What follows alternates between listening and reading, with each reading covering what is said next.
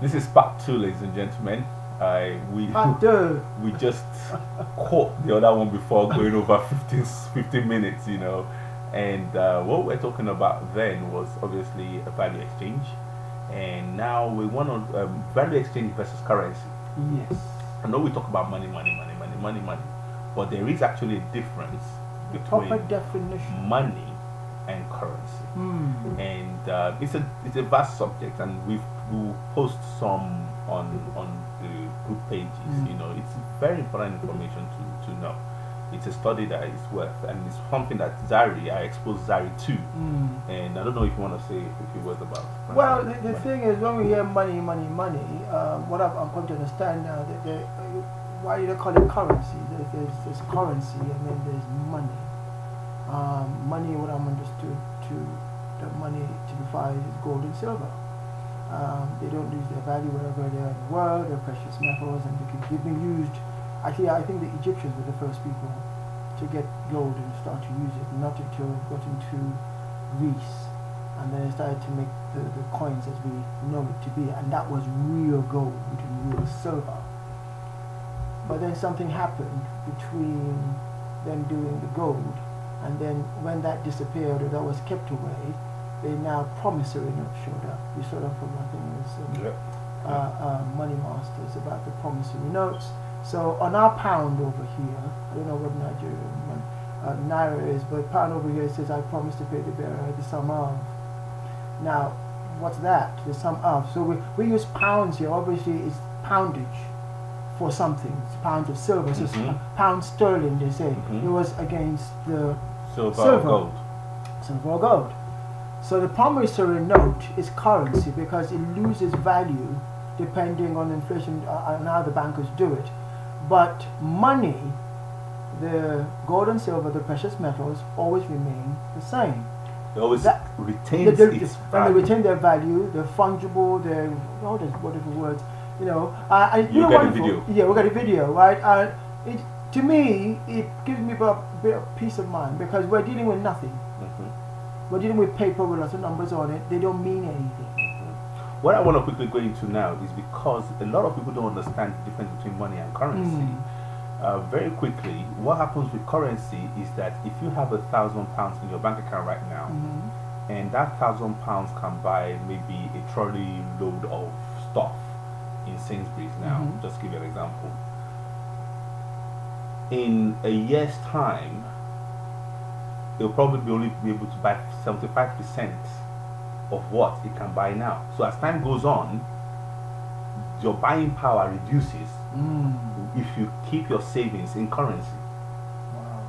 However, if you have money that you don't need right now and it's just sitting in your bank account, the worst place you can leave that money right now or that currency right now is your bank account. Yeah. That's the worst place because right there it's losing value every day. Yeah. Give you another simple example.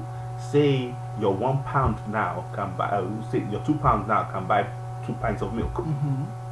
If you leave that £2 in your bank account, in time, a year, 2 years from now, that £2 will only be able to buy just 1 pint of milk. So you've lost half your buying power straight away. So it's deflation.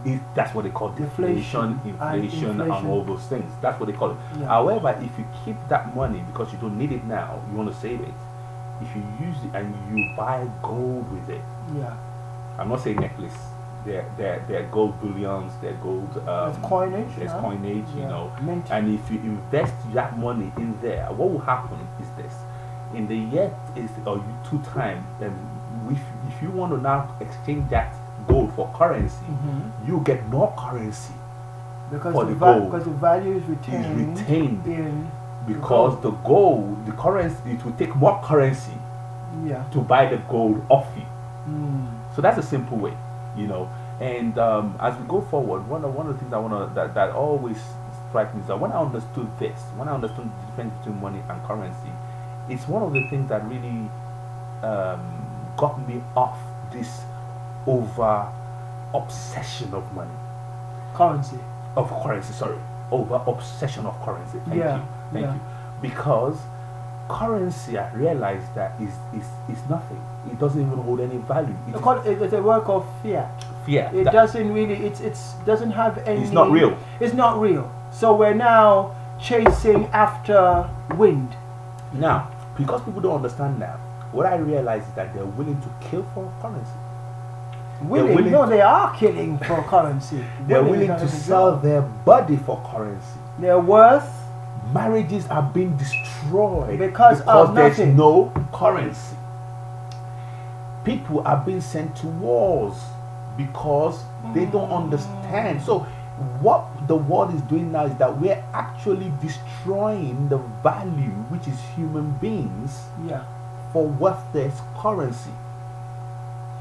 That's quite disturbing, actually. We are willing to stab ourselves in the back, to destroy family relationship, to destroy friendship, whenever we see currency. And currency is not even money. Because it doesn't even hold any value. Remember when what history tells us about the German, when Hitler did what he did, the Deutschmark, they were carrying barrel full of currency to buy a loaf of bread. They couldn't buy a sweetie, actually. It was Mickey Mouse. Guess what? I think monopoly money had more value. Really, you know, and I think all the fiat currencies from heyday to now, they've all failed.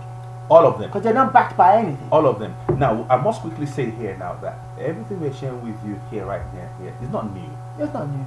It's just that a lot of people are distracted from it by everyday life. By the time you come back from work, you're tired. Your employer makes sure they get every ounce of energy from you. You know, so you're tired. So, but it's there. All you just need to do. I will post some videos out. You do some investigation. Thank God for YouTube. Oh. There's so much information. Internet. I think the idea of the openness of the internet is there's so much information. Depends on what you are looking for. There's so much crap out there. Believe me. No. Go for the things that have substance and will add value to add value to you. Yeah. You know. Now, you know, I can understand if this is new to you. I'm not saying take everything and just, you know, I'm saying be aware is there. It's almost like creating a thirst or a hunger in you. And creating an awareness. An awareness. And I think that most people hearing this for the first time may not sound first to them. There's something in you wondering why is this? Something why is not quite right. Yes. Now it's kind of going to click. I've got a 14-year-old daughter, and I shared this concept with her, and she looked at me and said, "Dad, you know what I suspected? Something in me was telling me what you're talking about, Dad. We know I've more. Seen it. We know more. So a lot of you are. See, things are not adding up in the world right now, and a lot of people are beginning to admit that, you know what, this thing about the system that we've been told to put all our effort in is not actually providing the goods at the end anymore. I've got so many friends in their 40s now that have been made redundant. I'm not proud of this, but it's something that happened. I predicted this. I predicted it. I saw it happen to them. I chose a different path. The path that I took is not, I'm not saying that it's easy, but it's worth it. And what I found again is that because we were brought up to say it's either you're a lawyer, a doctor, an engineer, or something of that kind of ilk, or you're nobody. Some highfalutin thing. I mean, imagine a whole country full of the same thing. And that is how we were brought up. Go and get your degree. Make sure now, I'm not saying getting the degree is wrong. But what I'm finding out is that in today's world, it's not so much what you go and train to be. It doesn't mean much anymore. It is more what your creator has wired you to come and deliver that matters now. Your purpose. Isn't it even interesting that the people that showed the biggest success in the past decades and 2 decades are people who that dropped out of that system? Shouldn't that even give you a clue? From Steve Jobs to Bill Gates to the Yahoo boys, to what's his name?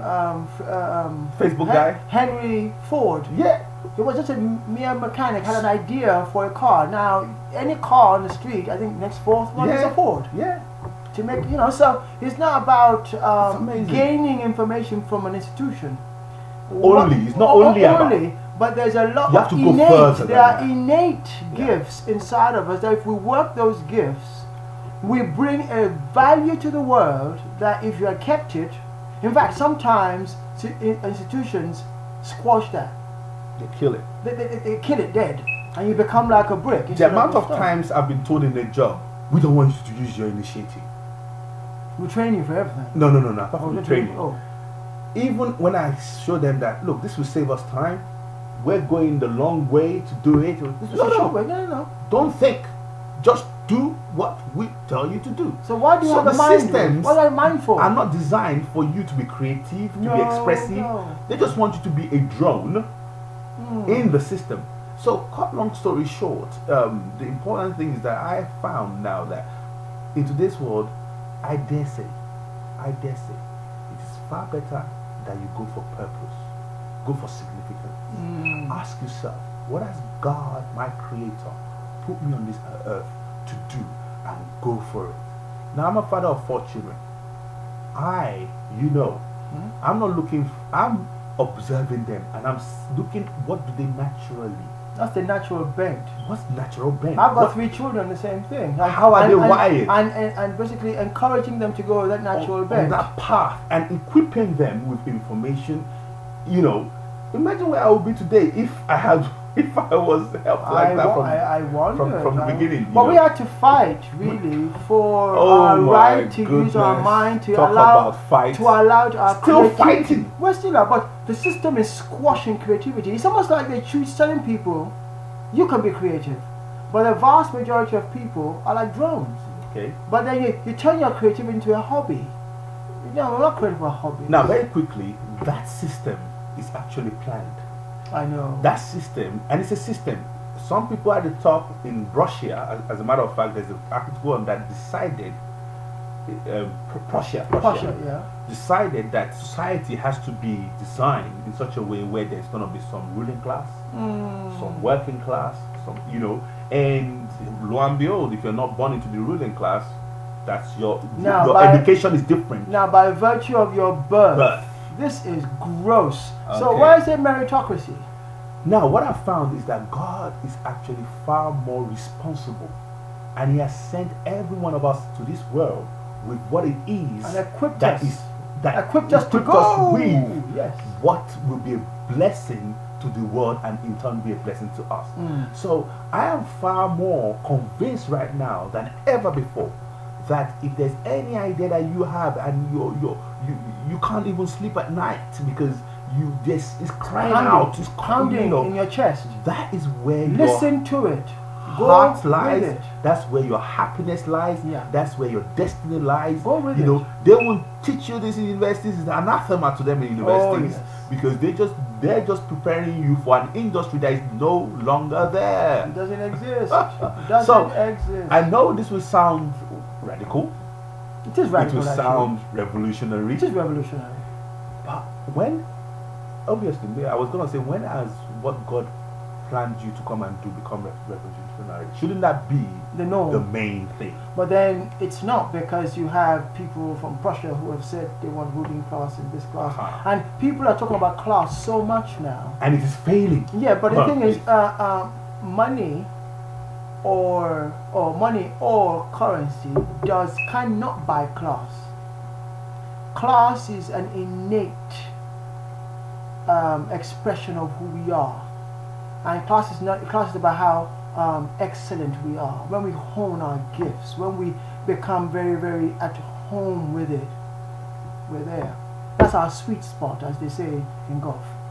Time's going again. Time's going again. We've got to round up. It is such a pleasure to be able to share this stuff with you guys, and leave your feedbacks. We could do another one. We might not, but leave your messages, leave your questions if there's anyone. Like we always say, our motive is to be a blessing to you guys. And why do we do that? It's because of intelligent self-interest, and because our network is our net worth. Zari could have told you a story of what happened to him today Oh, through his network. That's another one. But it's a good one though. we're seeing it work. Yes. See you next time. Bye.